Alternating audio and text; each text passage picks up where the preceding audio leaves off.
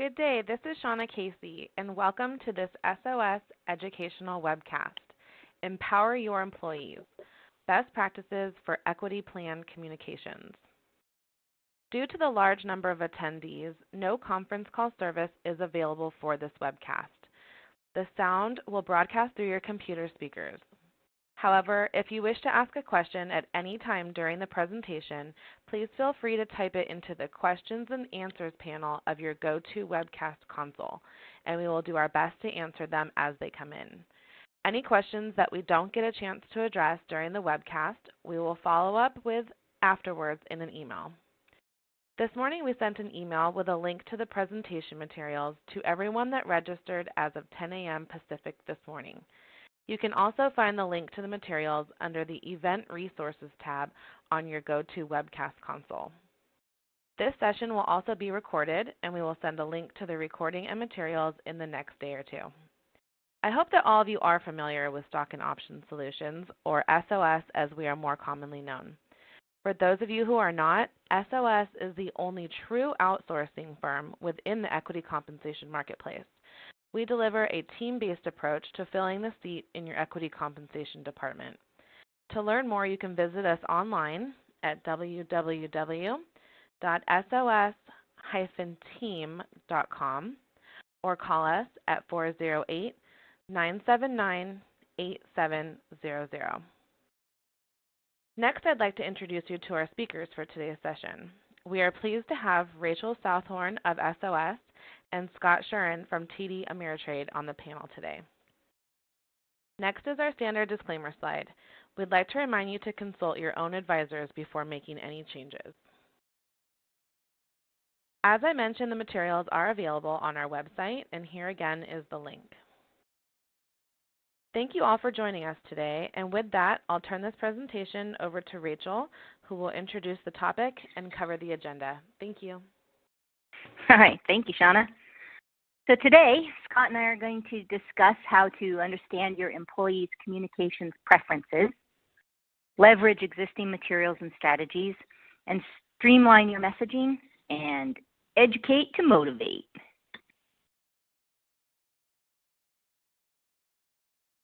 All right, and perfect. I think we're going to start with know your audience. Again, maybe a more obvious item. I'm sure a number of you are probably saying to yourselves, well, yeah, absolutely. We know our participant population. And what I can tell you is that's absolutely true. What we're seeing more and more is when we're involved with projects with public and private issuers, they absolutely have an understanding of their participant population, but that wasn't always the case. That being said, this slide is more reinforcing some things we're seeing in the marketplace and really emphasizing the importance of understanding your participant population end to end. So, of course, when it comes from millennials to baby boomers, the workforce is incredibly diverse, and each segment prefers different methods of communication, training, and education. And I think it's obvious, but of course, with that diverse population, it's very important that there's not a one-size-fits-all approach when it comes to communicating to your employees. And being well-versed in your participants' needs and challenges before any type of communication goes out is very, very important. Now, I know, Rachel, you're going to dive into some of those more specific segments. I wanted to hand the reins over to you as we go to the next slide. Thanks, Scott. So, while we don't want to pigeonhole any member of a particular employee segment, it is important to recognize that demographics can have a significant influence on what methods of communication or training or education will work best for your employees. So some things to consider as you consider who your audience is for any employee segment are what work hours do they have relative to corporate headquarters. And that's particularly important, of course, for companies if you have global locations that you're going to address with your educational offerings. What are their work hours? When are they going to be available at work, and when are they going to be asleep?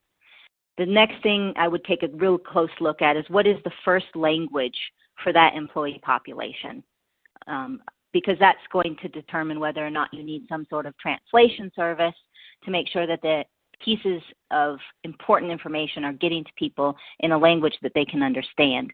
Never mind the nomenclature, we'll get to that in a minute. Another thing to consider is what is the tone preference for generally different populations within your employees. Are they going to want you to be all business? Do they want you to be casual and friendly? Are they going to want you to have a technical tone when you start addressing their equity compensation? Knowing what their preferences are will help you shape what kinds of offerings you have for them with regards to communication and education. And also, very importantly, in today's day and age is what is their access to technology? And if you don't already know the answers to these questions for different employee segments, don't be afraid to ask, either by surveying your employees directly or by going to their HR managers and asking them what sort of communications will work. Now, aside from generational preferences, of course, we've got language, culture, both corporate and family, job segment. All of these could influence what form of communication will work best, and also what approach to learning your employee is going to gravitate towards. And as Scott sort of alluded to and will probably reiterate throughout the presentation, a good communications program will allow enough flexibility that rather than pigeonhole employees, they can actually sort of self-select what population they fit in, because you've made information available under multiple platforms or modes. So I'm not talking about asking them to select whether they're a baby boomer or a Gen Zer before they start their navigation on your intranet, but rather reaching out using several different methods so that the employee is able to connect with the information you are providing in a way that makes sense to them.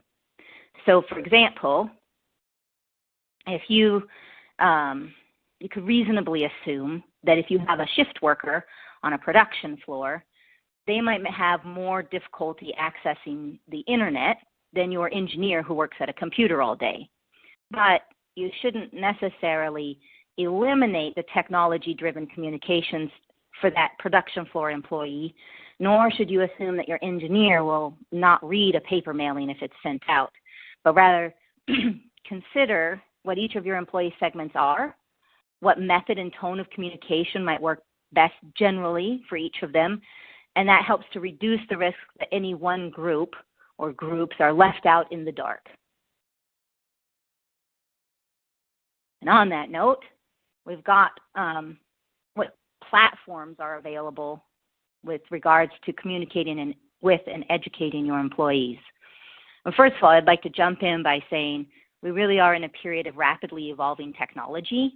There's an opportunity to leverage new communications and collaboration platforms like Yammer or Jive or Slack, where you can have an area of collaboration. It's great to have a tool where employees can get together and help each other in a collaborative way.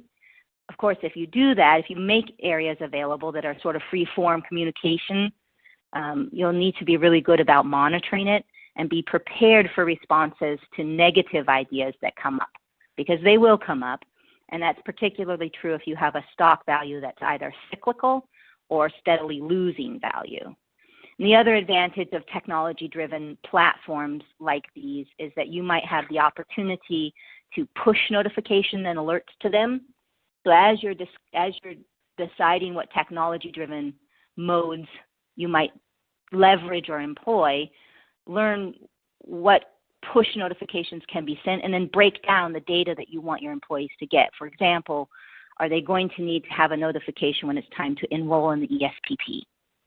Are you going to want to push out a notification to employees who haven't activated their account and are coming up on a restricted stock lapse? If you can detail the types of information and break them down into categories, then it can help you identify which pieces of communication need to go out on what kind of platform. So with all of that, I do want to add that if an important factor for technology-driven communication is whether or not they're smartphone and tablet compatible. Because if you're going to leverage a technology, make sure it's actually technology friendly, and that people don't have to have, for example, an iPhone, that their other phone will also work to look at whatever it is that you're providing. And then we come around sort of to the beginning of this list here with our old faithful group, and that's paper mailings, your company's intranet with FAQs, and educational videos. And don't be quick as we're jumping into technology to dismiss these tried and true ways, because it's important to recognize the value of each type of platform and what is going to work best for what type of communication. Even today, mailings are still very effective across all demographics for notices, introduction of the broker, and items that need to be saved, like anything related to taxes. It's also a great touch point to direct employees to other formats that may be online or self-selecting notification platforms where you can deliver the more detailed information. However, paper mailings may not be the best place for detailed descriptions of equity compensation, and we don't want to be sending out a packet to people because generally speaking, they're not going to get through it. Intranet usage also continues to be very relevant, in my opinion, even for demographic groups where computer access can be limited. And that's because most cases, most brokers, it's going to be significantly easier or even absolutely necessary for employees to have internet access to get to their brokerage account, to give the data that they need to give to identify who they are to the broker and to make transactions. So the intranet, especially if you leverage an employee portal that offers single sign-on to your equity compensation platform, can be a great place for you to provide a total compensation viewing or a total benefits package viewing. So employees can go there not just for their equity compensation, but their other benefits. But on that, you can host a Q&A for everyone to see, or post up your great educational pieces and videos that you've created. Really, nothing beats the comprehensive nature of the intranet or a portal when it comes to communicating and educating equity compensation, because it's so unlimited. You can even host a recent news or blog area, alerts page, or use the intranet for the self-selecting notification system if you're going to use something like Yammer or any of those for a push notification. You can leverage the intranet to get people to that. On the single sign-on note, though, it is important, and it's a great idea. Single sign-on really helps you, for example, avoid the issue of forgotten passwords. I think everybody will have come across employee segments that consistently, if they're only going to get, for example, one vesting every year, they're probably not going to be able to log in to their brokerage account when that time comes because they've forgotten it. It's already been a year. And if your single sign-on allows them to get there through the intranet, you can eliminate a majority of forgotten password emails. But if you have an employee segment that doesn't have access to a computer through their work, and you're going to have a centralized computer or a kiosk available for them to access, make sure that you tell them they need to actually log out. It's essential. You do it repeatedly and do it often and do it with frequency because they will forget and they'll leave themselves logged in and into their brokerage account for the next person. And it's not really on this slide as much, but in-person educational opportunities are always a great way to reach out when feasible.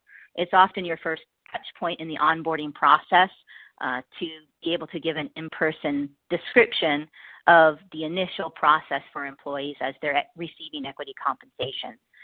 And if you can do it periodically, it's also just a great way to refresh. Often a broker will be happy to help you with these and also be available after, even internationally, by the way, and even be available afterwards to help your employees with financial planning, which is something you absolutely cannot do in-house. If you can't make in-person presentations, either in general or in specific locations, educational videos are just a great way to go. They can be accessed at will by employees or played locally, either in the onboarding process or an annual refresh sort of presentation.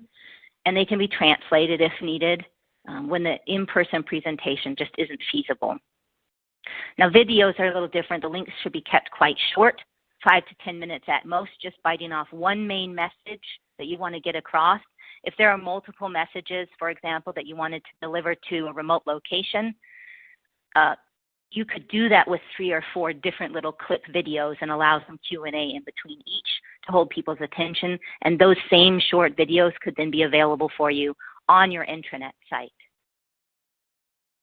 And when it comes to both the paper or internet, email, video communications, visuals are essential, and humor helps hold the interest.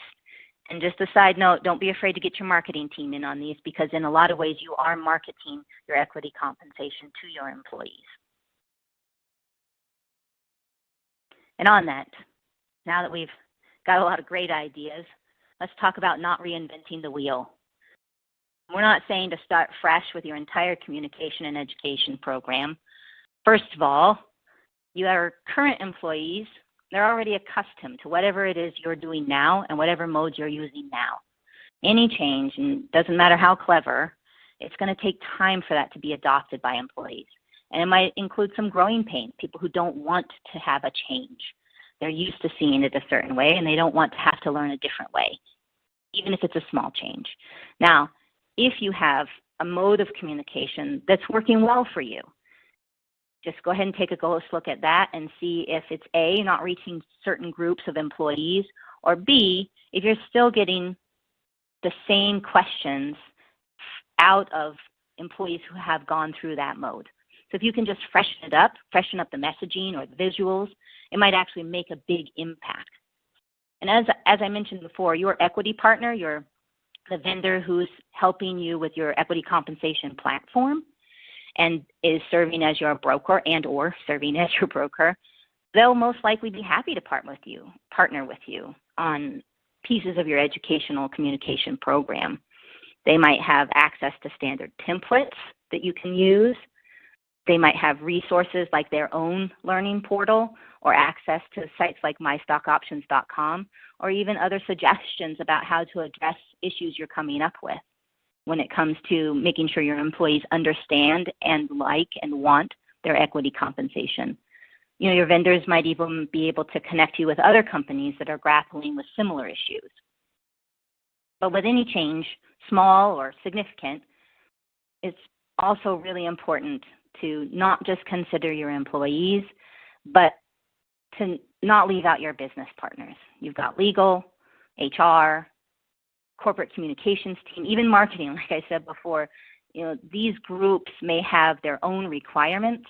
They may have approval requirements or suggestions for you that you weren't aware of or just didn't think of.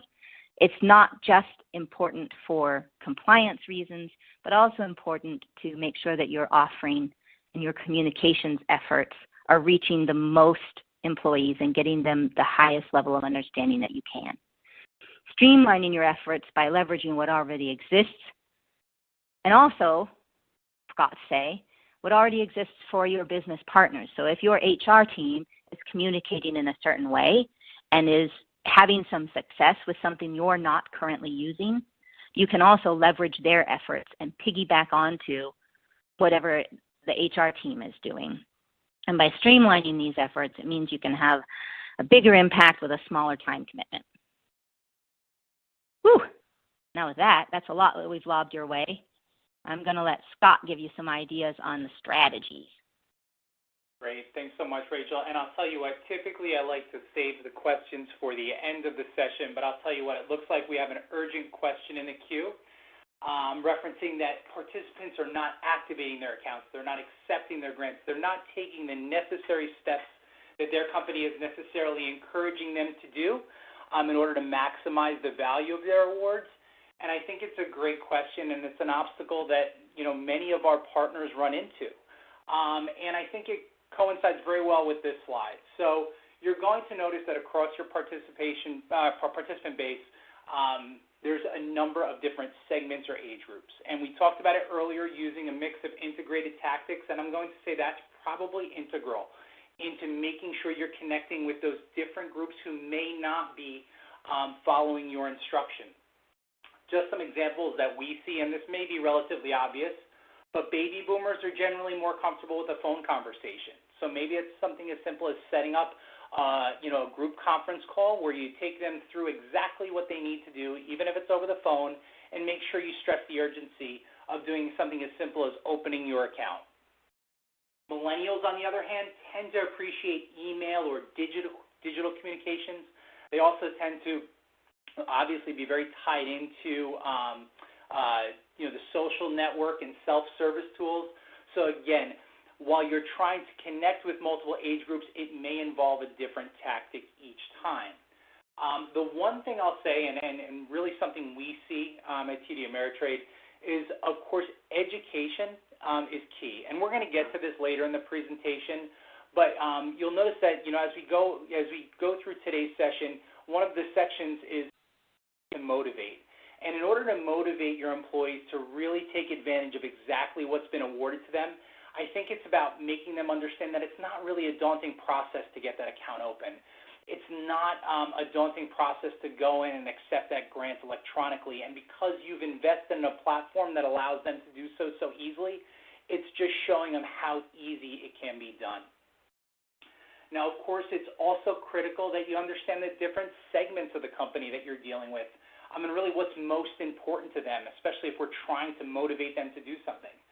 So, of course, the executive population, they may be more focused on diversification and wealth planning or maybe estate planning later on. We see in high management and lower-level management, the concerns tend to be around retirement or education savings for their children. So maybe, again, expressing that this is a great benefit that they need to take advantage of. They need to go in and accept those awards. Really harness those things that are most important as a theme to get them to go in and take that necessary action. And, of course, entry-level employees who are awarded these grants and so forth, sometimes for them it's as simple as the investing basics, understanding exactly what's been granted to them, what the rules are around those awards, and exactly what they need to do in order to take action on those awards. And then just some other things to consider, and Rachel, you mentioned this, and I think it's very important, geographic location, both international and coast to coast. There really is a different way folks from one coast to another can view their awards, so it's important to be cognizant of that. Of course, cultural and language differences, and really life stage. What life stage is your employee population or most of your employee population? Is it very diverse? Or are you only granting generally to one segment, and can you harness in on what's most important to them? And, of course, it's critical that we ensure a clear message. What we don't want to do is muddy the message and make things seem more complex than they really are. So some questions to consider is, and we mentioned this before, is the participant population broad or focused on one age group? Is the message exclusively for executives or employees at multiple levels? And just an example, your executives, when we talk about some of the concerns they have, of course, when we talk about the C-suite and there's that additional regulatory scrutiny on that particular group because they do know the inner workings of the company, should they be thinking about things like 10b5-1 plans? Do you have a partner who's going to help with 144 filings? And if you have questions about filings forms 3, 4, and 5, those are some considerations when we think about the executive population versus employees at other levels. Does the firm have international participants, and do those jurisdictions require a little more hand-holding? Are there cultural considerations when it comes to the awards that these particular individuals are receiving? And, of course, and we mention this, and we see this a lot around those entry-level employees, how familiar are your participants with equity compensation as a whole? And on one of the previous slides, and Rachel, I'm really glad you showed this, something like mystockoptions.com, for example, a great resource. So if you don't have somebody involved in a conference call, maybe somebody who can't attend the session, a session that you're hosting, it's great to have those resources available so that your participants, even if there's not a formal session that they're attending, they can refer back to and really understand the basics of what they've received. Now, of course, it's also important to be cognizant that sector to sector, different companies experience different challenges. Some of the things we see, for example, are sometimes smaller companies, especially those smaller companies that have liquidity challenges. They find it very important to express the importance, very, very important to emphasize, when you're selling your shares, what the impact of those sales are, of course, to that individual and to the company as a whole. We also find that smaller companies also want to express the importance of ownership in the firm. So let's say it's a smaller company that happens to be offering an employee stock purchase program. They're offering those purchases potentially at a discount to their employees. I think it's important that companies and any partner they're working with emphasize the benefit of that employee stock purchase plan as part of a longer-term wealth strategy. You're giving your employees an opportunity to own part of the firm, have the performance of that firm be directly related to their compensation. It's important for them to know that it's probably more appropriate to be part of a long-term wealth strategy as opposed to getting those shares and selling them right away. It's also important to educate the participant population on the risks with regard to price volatility. So when participants are looking to maximize the financial value of their awards, maybe it's time for them to sell. They have a purchase that's upcoming, but it's important for them to understand exactly how their particular company stock is trading and what the impact of that sale might be. And with that, we always like to parlay that that's why it's beneficial for participants to have easy access to broker resources. And this way they can properly plan for taking those actions. And we find that these resources can help increase participant confidence. Again, we know that in many cases there are executives and upper management who are familiar with market activity, but when we talk about the population as a whole, it's important that each individual has access to a resource that lets them understand exactly what they've been awarded and the impact of selling that particular award. And of course, I think this is a theme that you hear over and over, whether it be in commercials, you'll certainly hear it today during today's webcast, but the idea is to put the participant in the best position to really build their portfolio and achieve financial wellness. Now, Rachel, while we stick on that topic of ensuring a clear message, I did want to hand the reins over to you as you go through some advice and information and some terminology. All right. Yeah, so one of the issues with having maybe a diverse population or diverse platforms through which you can reach your employees, it is really important to maintain a clear message. Terminology is especially essential to equity compensation and can be rather daunting for employees who are unfamiliar with it. I would suggest leveraging and defining the terminology that your employee will see on the brokerage site that you're using, and keeping it consistent throughout your messaging, throughout HR's messaging, throughout all of it, from the offer letter through onboarding, periodic education, all the way to transactional and even termination communications. It's really important that the terminology or the nomenclature that you're referring to or that you're using to refer to grants and transactional events and tax is just very consistent across the board.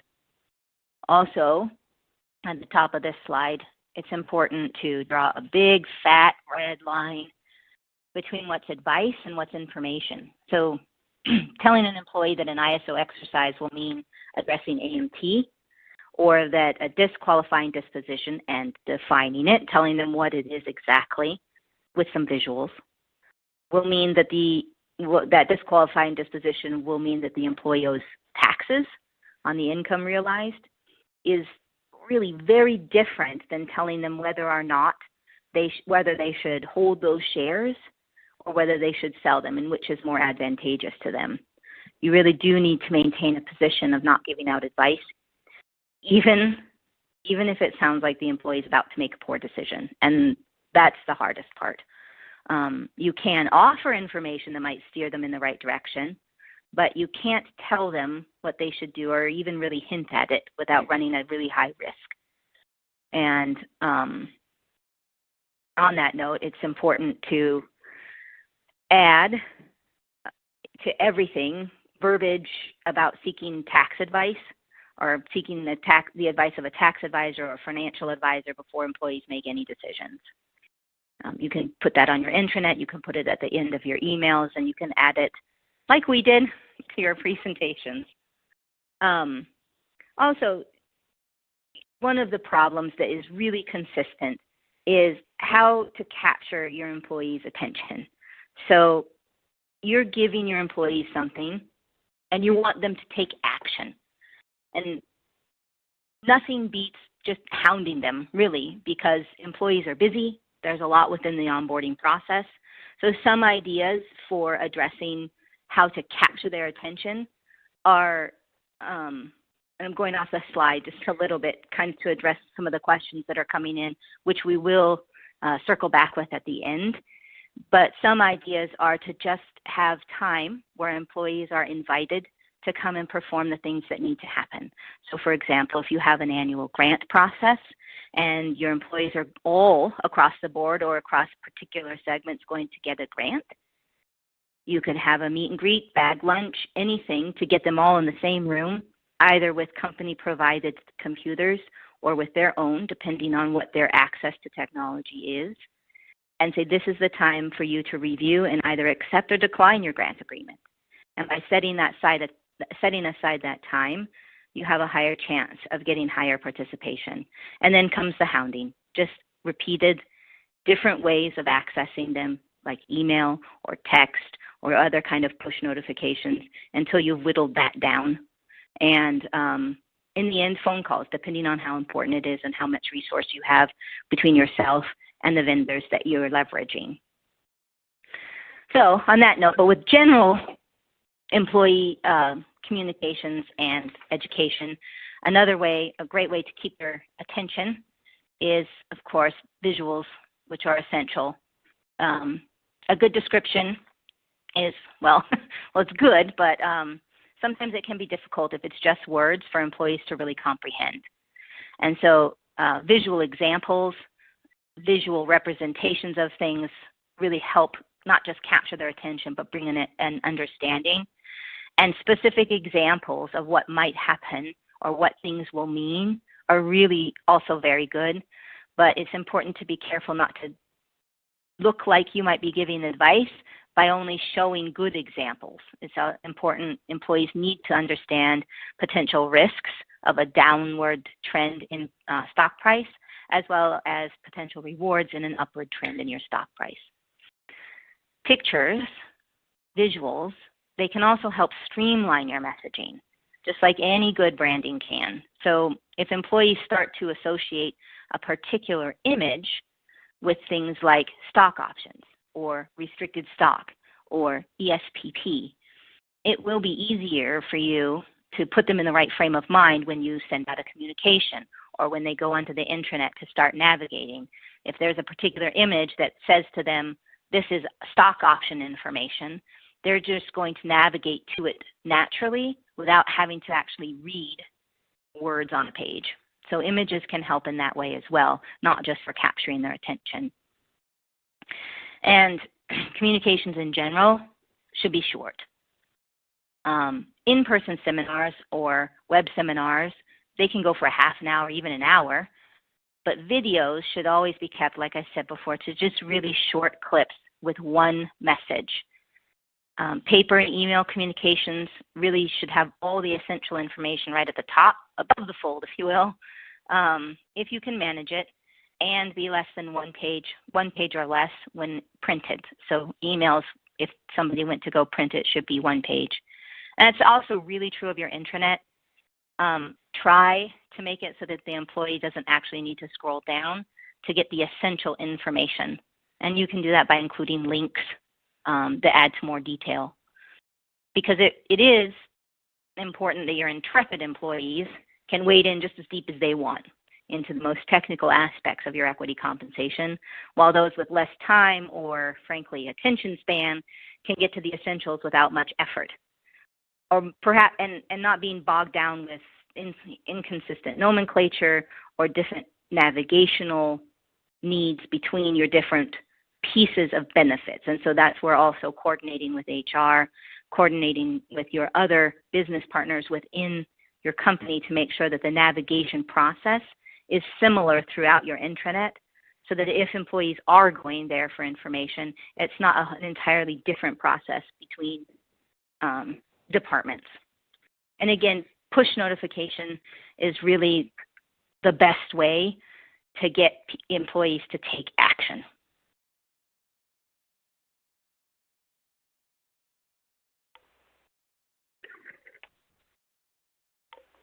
Great. And as we look to move forward, I think it's critical, that one of the goals here, of course, is employee buy-in.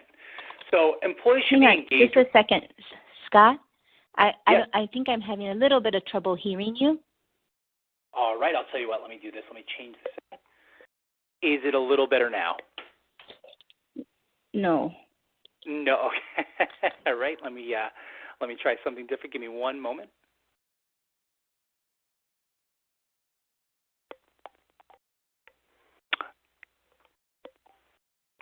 Rachel, is it any better now?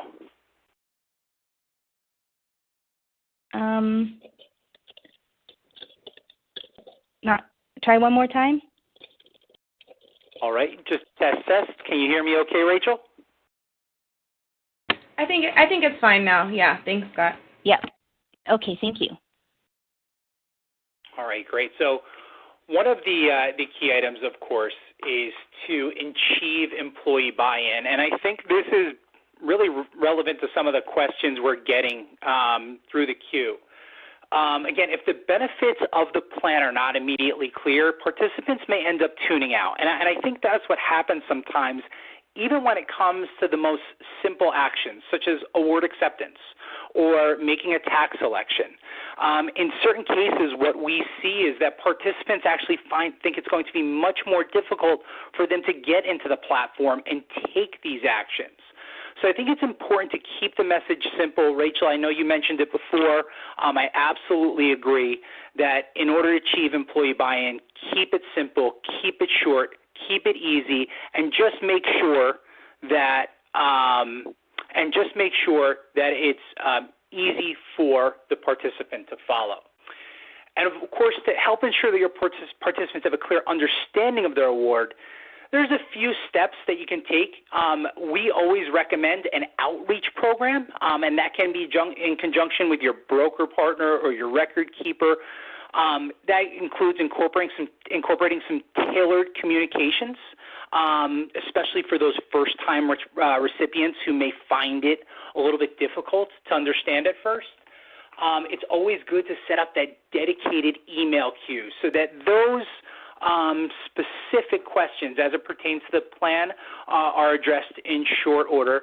And I can tell you firsthand what we always find as very helpful, particularly before you roll out a broad-based program with an administrator or a broker partner, is send out a first-time primer. That kind of outlines everything, again, keeps things simple, but at the same time gives really specific instruction on what the employee will need to do, and of course, leverage your partners when it comes to education. And I think that's going to lead us nicely into really the next section of today's session, and of course, educate to motivate. And that's really what we're trying to achieve here, especially as I see some of the questions coming in. There's a lot of questions, almost in desperation, saying, I think I've done everything. We've had outreach programs. We've sent reminders. But for some reason, we're having participants that are just not participating in the plan as they should. And I think education is really essential because this is going to give them that clear understanding of what's been awarded to them, what they need to do with that award, and potentially some impacts of if they hold, if they sell, what goes on, what happens when they don't accept their award in time, what happens if they don't elect to exercise before an option expires. So all that training will enhance the employee experience and really allow participants to maximize the value of their awards. And of course, ahead of time, these are some of the things we covered beforehand. It's really important, and that's why it is really important for you to understand the participant population, some of the needs, some of the challenges of that population, and if you identify that before training, you can cater that training so it's very clear to the participant exactly what they need to do and what the repercussions are if they don't. I'd say some popular methods that we've seen when it comes to education and providing information, and definitely some beneficial methods to leverage if you're not leveraging already. I think Rachel mentioned this before. One, in-person education is always excellent.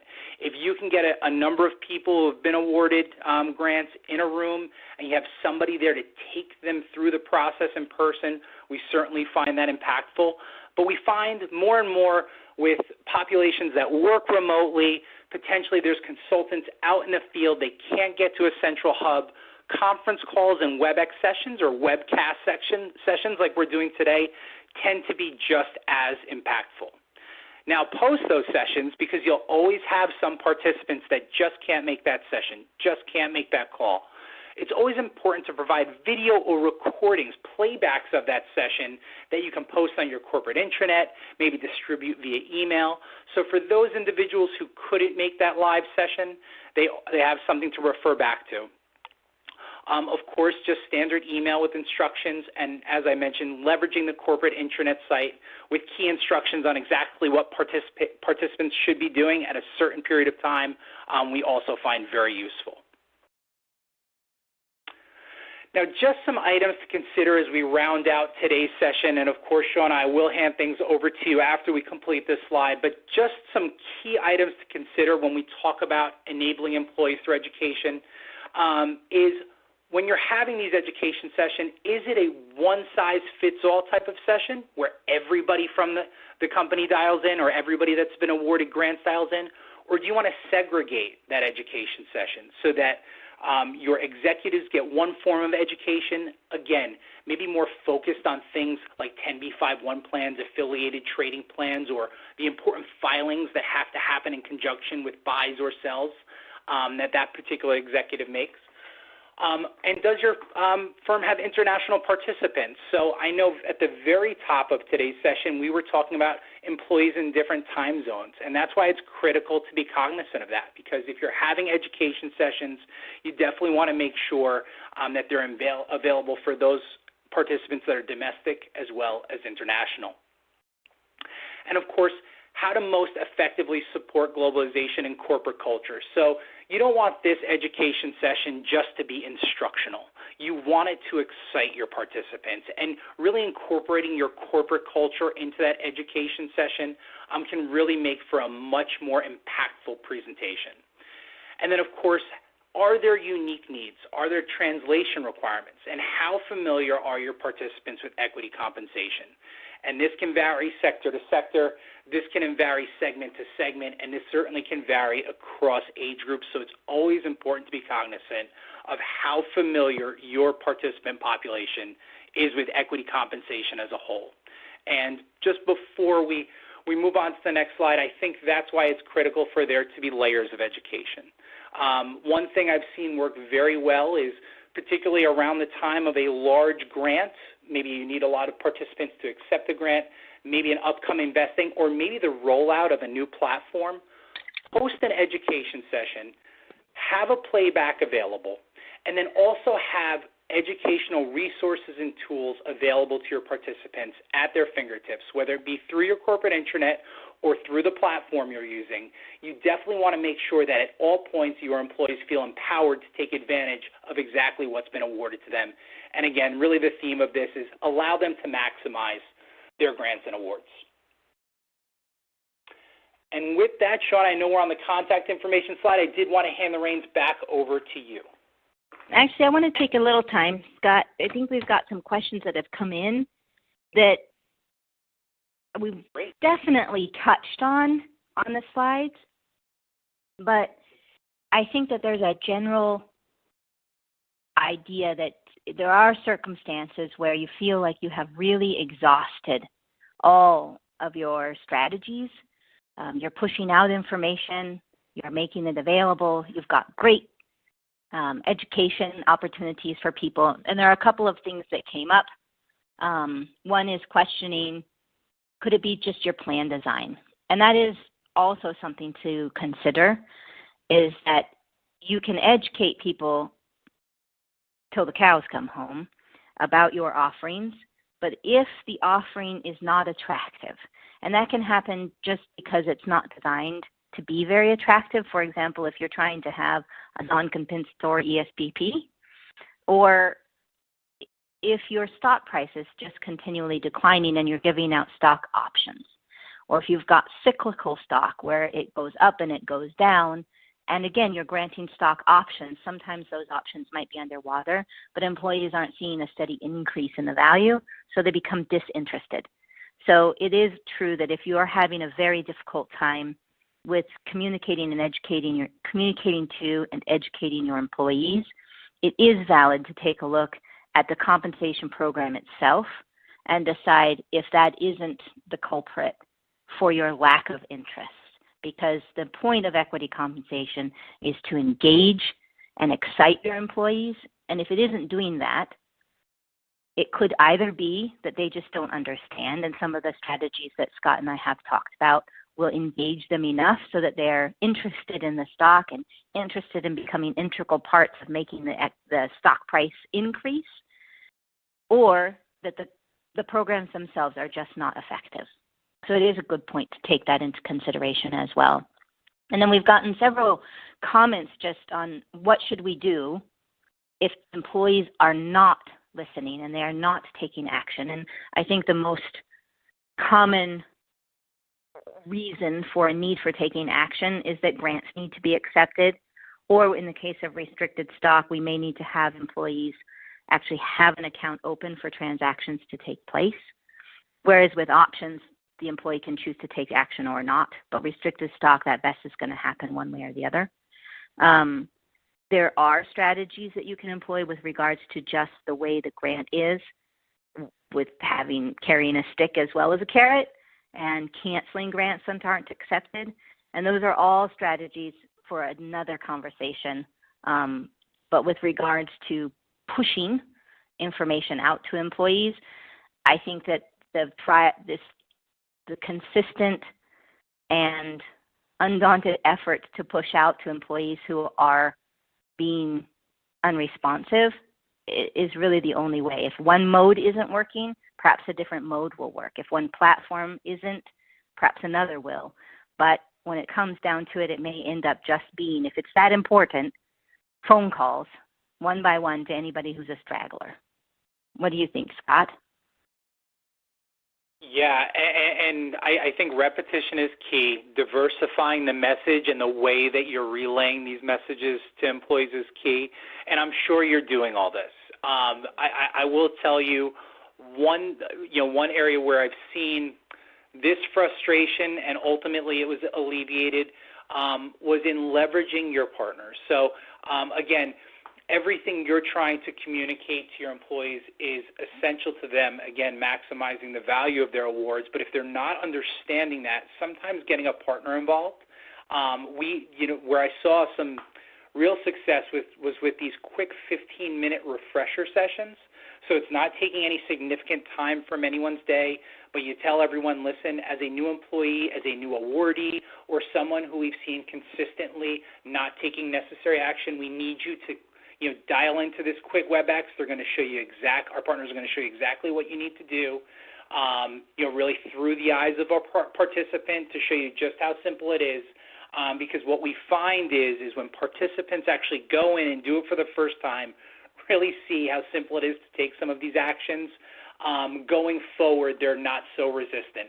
They're not ignoring those messages going forward. So I'd say that I reiterate what you say, Rachel, in really consistency and staying on top of those folks who aren't taking action in a timely fashion, diversifying the message, and then definitely leveraging your partners to the extent you can.